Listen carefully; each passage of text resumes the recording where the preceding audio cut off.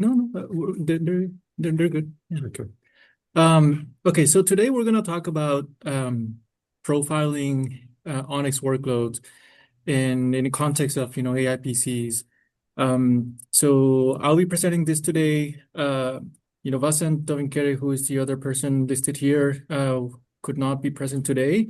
He's traveling due to personal reasons, but he is a principal engineer at Intel, and he has been working on a lot of the tooling that Intel platforms provide from telemetry and hardware capabilities in order to get event monitoring and just being able to get tools, right, for developers to analyze performance on Intel platforms. So, the agenda is going to be, we're going to, first dive into a simple example of, an agentic workflow and how do we start, understanding the performance implications of an agent that is running on a constrained device like an AI PC. Then we're going to talk about this notion of Intel unified telemetry, instrumentation and tracing technology. And then finally, we're going to get into how we apply all these things and profile an ONNX model running ONNX runtime with OpenVINO EP. So what you're seeing here is just a simple example of an agent that is running on an Intel laptop where it's a Qwen 3.6 35 billion parameter model. And as many agents do, it's essentially going on a loop, right? It takes a prompt, it processes it, it does a bunch of planning for the task that it needs to do based on your prompt. And in this case, I made the sample so that it spits out 3D coding. So if you're familiar with OpenSCAD, it's an open source tool where you can use syntax like very much like C, C++, and you can define shapes, and that'll essentially create a 3D model which you can then send to a 3D printer. So all this was inspired because my son is really into it right now. And so as part of this agent flow, so I thought that was cool, right? Because it's writing some code. It also has tools that I enhance it with so that it creates a rendering of the the 3D model. And it also has like a summarizer, so very much like how you compress conversations after you've been interacting with agents for a while. I have it so that the workflow kind of runs a summarizer model after every X number of turns. And so this is a very common pattern, right, for agents to exercise. They do a series of planning and then they exercise a series of tools and then they complete the prompt. And so this is all great, but when you're running these type of workloads on a PC, you are, constrained by how many times you can run these prompts, because as we all know, getting the right prompting is key, right, to getting the right results. And so getting a good amount of experiments without, before your battery dies is basically what defines your productivity. And so that's what's important to profile, what these agents are doing and understand how we can start analyzing and optimizing them. And so the first thing is, you can't optimize what you cannot see. And so that's what we're going to dive into, the metrics and capabilities, that platforms provide and how we can, take advantage of it when we're looking at ONNX models. So to understand agents, we need to understand software and the platform itself. And so when we look at telemetry on a PC, there's two buckets or categories where a lot of these events can come from. So there's platform infrastructure. So platform telemetry in this case, events from the chipsets, right? Is the system going to sleep? What are the frequencies of the different CPUs? Because all that, affects performance, it affects battery life, and how much power is being used. Is the memory, bank on, off, is active transfer happening? Is the network, up and running? So all these things, affect power and performance, and they, there are events available, right, for you to consume it and get an insight from what hardware is actually doing. And then there's on the right-hand side, all the layers of software stack, right, from operating system to runtimes and frameworks as part of the operating system, third-party software, applications. And so for those of you that are familiar with, with the Windows tracing, so that's GTW infrastructure. And so there's very, very rich set of data. But on the software side, usually that also means that depending on the application developer and how they instrumented it, you have, different degrees of fidelity. And so you might end up with a ton of data, but also cost you a lot in terms of overhead. Or, you have a lot of tuning, right, capabilities to, enhance the verbosity. And so these are the two categories of data that we're looking at. And so how we extract them, right, on the left-hand side is platform infrastructure based. We typically get it from drivers that have access and understanding of, where these hardware events are coming from. And these are, generally relatively low overhead because they're literally registers, right, that are expressing or providing some metrics, right, to software. And we get it from, different drivers. We get it from operating systems, right? For instance, when, the OS tries to do scheduling, there's hints that it can get from hardware in order to make the better decisions. And then, application and software, E2W, as an example, is an infrastructure that you can use. Then there's the Intel, instrumentation and tracing technology, which I'll talk about in a little bit. And obviously, the topic of today is, the instrumentation in OpenVINO so that when you run ONNX models, you actually can get the visibility of what's actually happening, right, with the context of AI inferencing. Okay, so given these two categories of events, the key thing to make them useful is being able to correlate them. And so getting, all the array of the hardware events and all that is happening on software, putting them in a cohesive timeline and correlating them correctly is really what unlocks a lot of the potential insight that you can get that, can turn into action for optimizations. Okay, so I'll now dive into the unified telemetry at a high level architecture, what the tool does, and we'll go to the next steps. So today, when we capture event, the status quo is you have different components that you can get events from. So if you have used, EMON, you can capture a lot of CPU activities and data. And then if you have used CTW, a lot of times, it's really the software view of everything. But each of these tools or domains, they're usually, tightly coupled. And so you may have to do like different types of collections, right? And start different sources and different traces and different tools in order to try and get, a picture of what's going on. And so therefore the last statement here, timestamp correlation can be a challenge.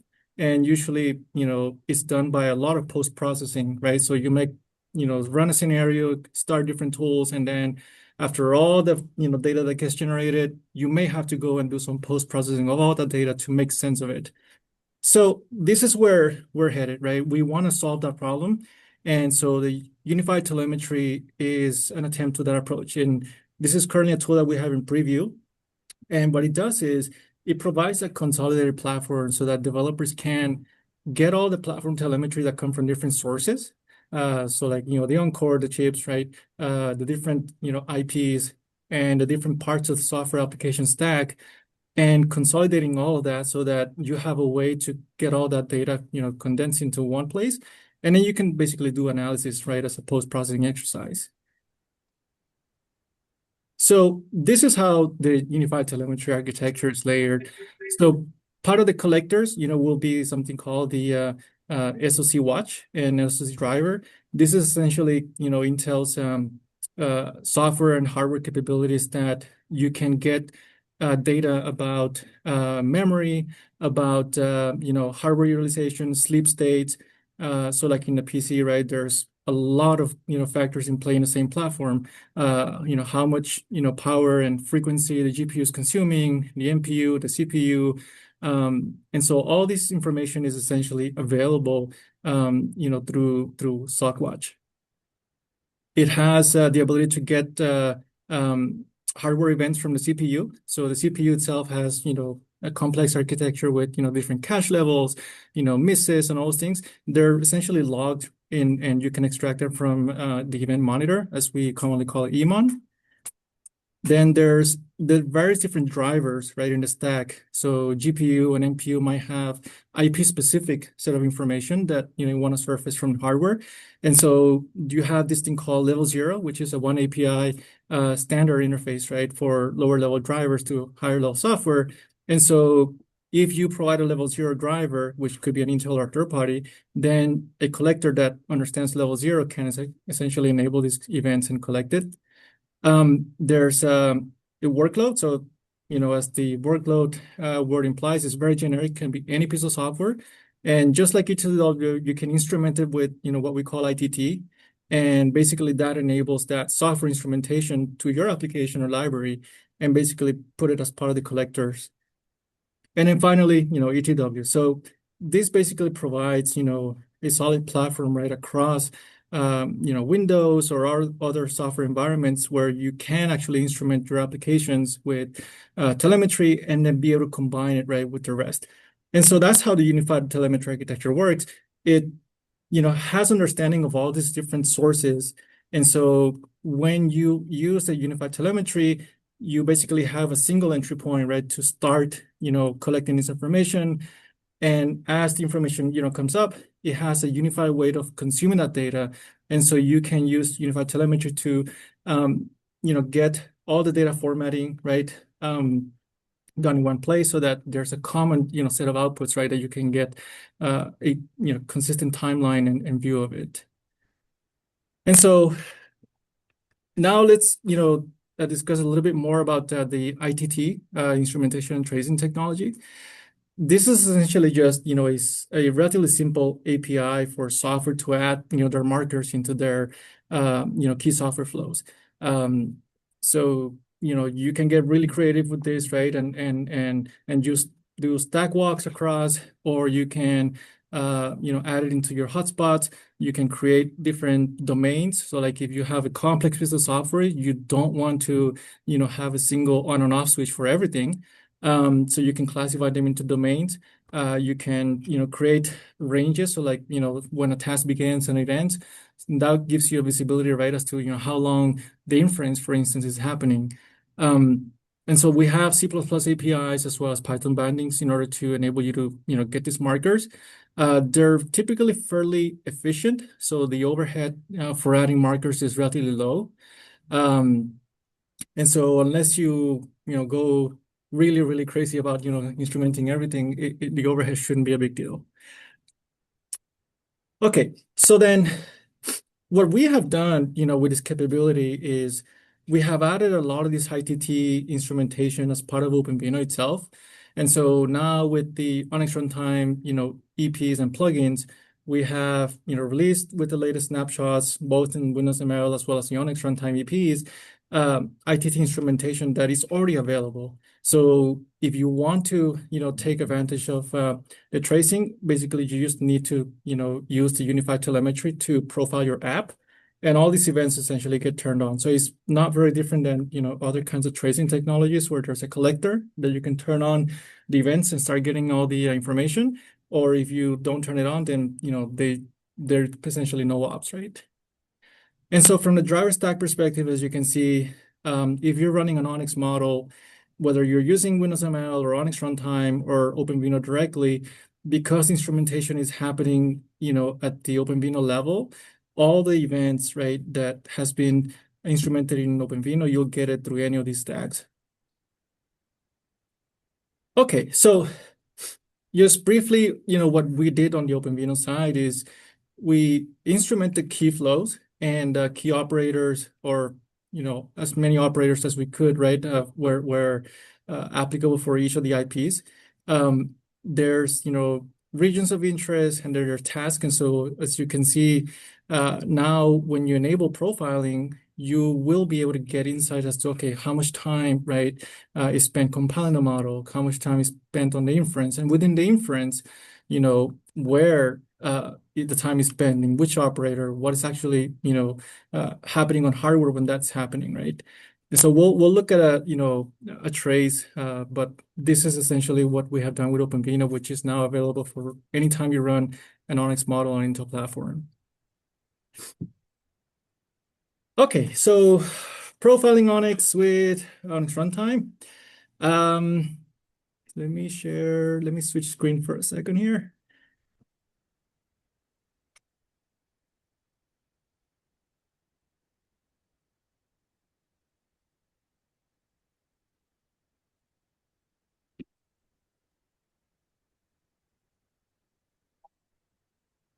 Okay, can you see my terminal? Yes.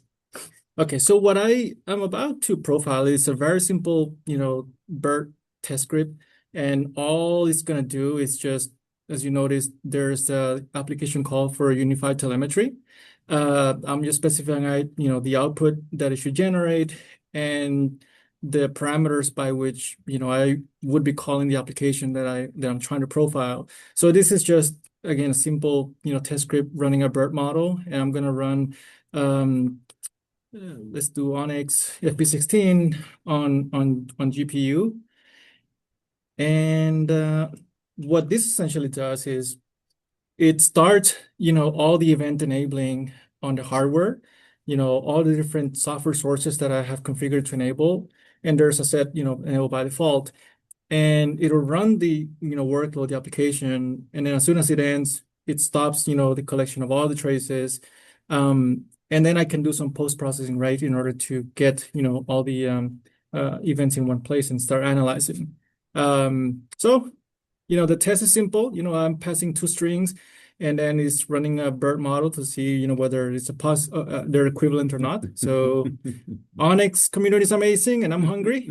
I think they represent really well how I feel right now. Um, Good timing. so if we look at now the traces, right? This is a pre-collected trace that I have open, but in order to get a consolidated trace after this, it's as simple as calling a tool that we already have as part of the unified telemetry to convert a lot of the logs collected into a perfecter-friendly trace file. And then after that, you can consume that JSON file and do all sorts of analysis right offline. So what I'm showing here is a trace that executed the BERT model on the GPU, and it's an int8 model in this case. I also have a FP16 model profile, but if we look at the the trace, we see that there's this thing called tokenizer load, and the category is BERT test py. So if I show you the script, that essentially was a marker that I had added to the test, right? So I define a domain, and then it's something as simple as adding the marker through this API. So the task, uh, definition, right? Tokenizer load and the domain, in this case, the app, and then just when it started and when this task ended. So basically what that timeline captures is just the, process when this tokenizer was loaded. And so you can essentially imagine all the different markers that I have added to the script. And so tokenizer load, now you can visualize it, right, in a timeline that makes sense.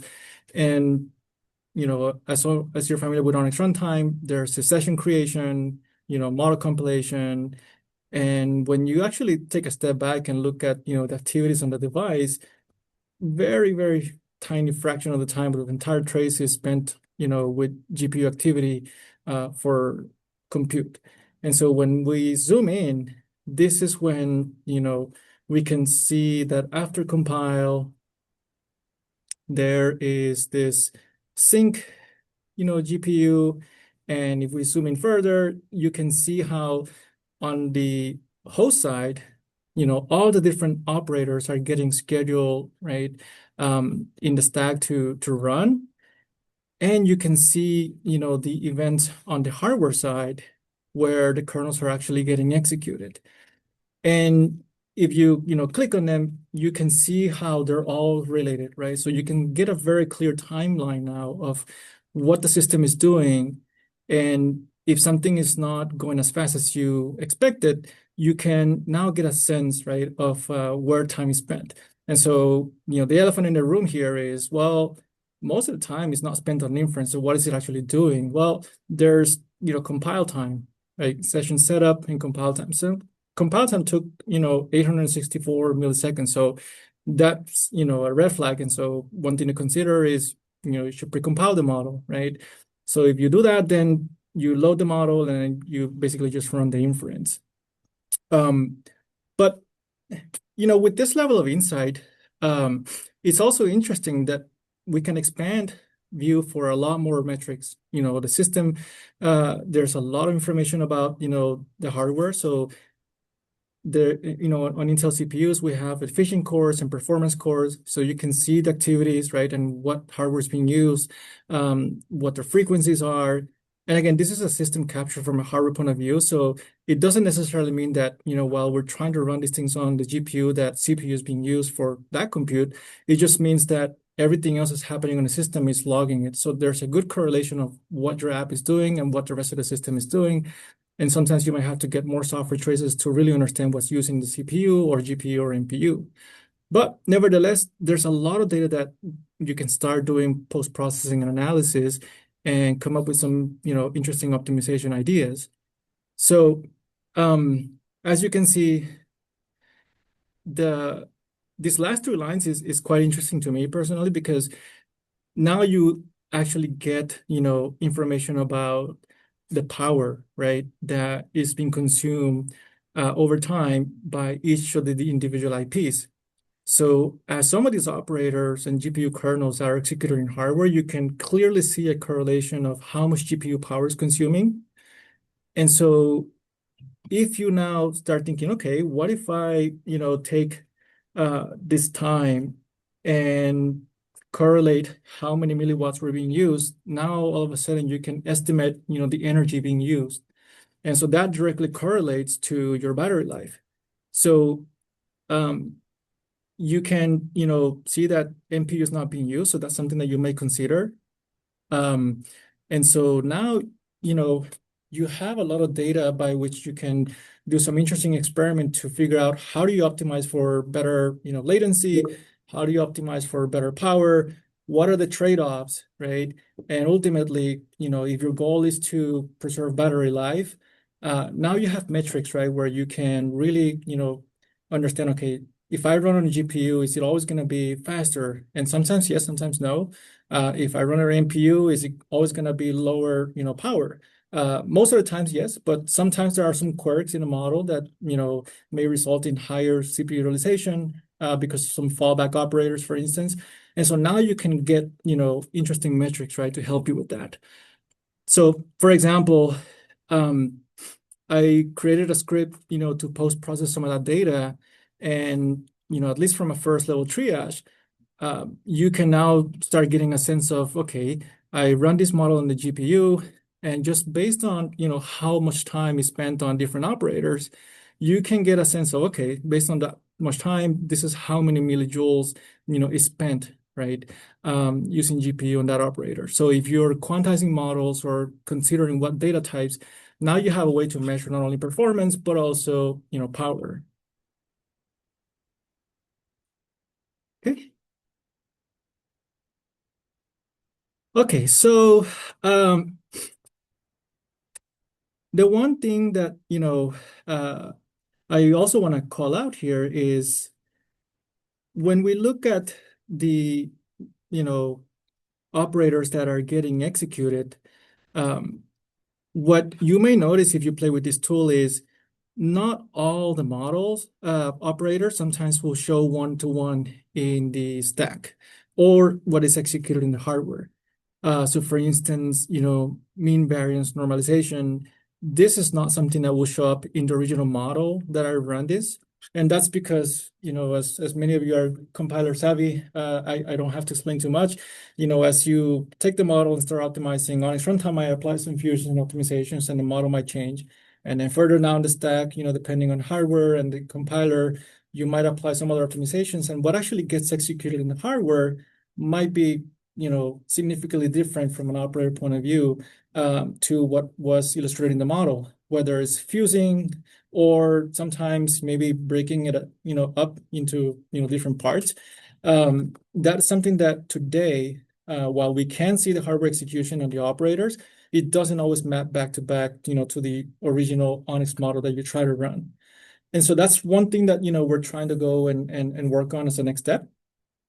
So we'll go over that next. And last but not least, in the trace here, it says, I'm really hungry. So lesson is don't work on an empty stomach.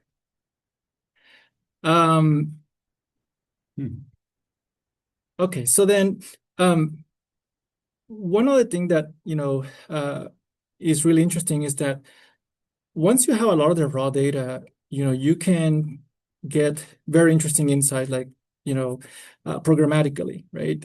Top operators, what is the average latency for each of the operators? How much power is being used per IP? And so not only can you now correlate an operator and power usage on an IP, but what is it doing to the system? Because as you know, the CPUs are orchestrating a lot of the execution.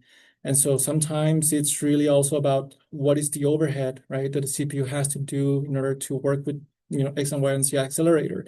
So now you can get all that full view. And what's really more interesting is that now that you have a way to structure, query a lot of this data, you can get very creative with agents and start, having agents experiment with different models, try different quantizations and run the model, get data, and continue to iterate just based on the hotspots. I don't have that sample here. It's something I showed briefly at Bill, but it's really compelling, right? Like the amount of work that we can now delegate to the agent and then go and verify the work, and that was done properly. Okay, so I showed this earlier live, so I will skip this one. So the summary, right? Unified telemetry provides, a way to get platform events from hardware, software, different sources of software and hardware, and consolidate all that into a single view. And you can now, get a lot of analytics, as a post-processing exercise to really help you, figure out where to spend time optimizing your stack. ONNX models, right? When you run it with ONNX runtime or Windows ML or OpenVINO, you'll get all the instrumentation. So you just need to essentially use the unified telemetry to get the traces. And so, as I mentioned, in the last part of the previous slide, we want to, map back what is actually executed in hardware back to the source model so that, anybody can take the post-process or the data generated and be able to correlate and do analysis, after the fact. And so we want to, collaborate with the community to get a way to standardize how we express that executed set of operators back into the original model. I think, solutions are potentially simple, something as simple as, correlating the name of the ONNX node and the operators that resulted from it. But this is where, we definitely want to make sure that we understand, where everybody is coming from and how it would fit their needs. Because, again, based on the different layers, ONNX runtime might do some optimizations and pass to the next stack. The compilers might do, some optimizations, pass to the next stack. And so before you know it, you might have to collate several sources of metadata. And so this is something that we want to, collaborate, with the community and standardize. Yeah, here's more information based on the content and technologies that I presented earlier today. And that is it. Thank you. Thank you. Thanks. Any questions? I have a question. Very cool to see that you're able to correlate different levels of telemetry together. That's a great full picture. You touched on this a little bit, but I was curious on if you have some like predefined workflows for the agents to explore the data now that we have such a complete view of things. Are there any like skills that agents can use, or how easily can I just dispatch an agent and run the workflow and be able to give me insights or recommendations for better performance? Yeah. So that is something that we're planning to. This was our first step. So currently we do not have a skills yet that is off the shelf that anybody can, pair with this tool. But this is definitely, part of the plans now that we have this capability. Cool. Thanks. Yeah. I have another question. So ONNX Runtime obviously works on more than just window machines. So did you have to manually insert like probes into ORT, or is there like a plan to have a more systematic approach to that? Yeah, so in this case, the instrumentation that we added is on OpenVINO. Also, you insert it from Yeah, inside yeah. OpenVINO. So OpenVINO is also supports Linux. So the gap today to enable this on Linux is that the unified telemetry is in beta and it works right now on Windows, but Linux is in the plan. So in the next few months, we expect to release a version that will also work on Linux. So you should be able to do this in a few months. Okay, so basically you support it through OpenVINO, and wherever that works, then yeah. Correct. But and when the call for actions, is that something that you want to be seen as an ONNX operator, or I mean, it's just your Yeah. Where do you see that happening, or what's really the details there? Yeah, so this is where we're working on a proposal. I don't know that we have settled that we're gonna add this to an operator. I don't know if adding it to an operator makes sense, but this is where we would love to hear, what others think also.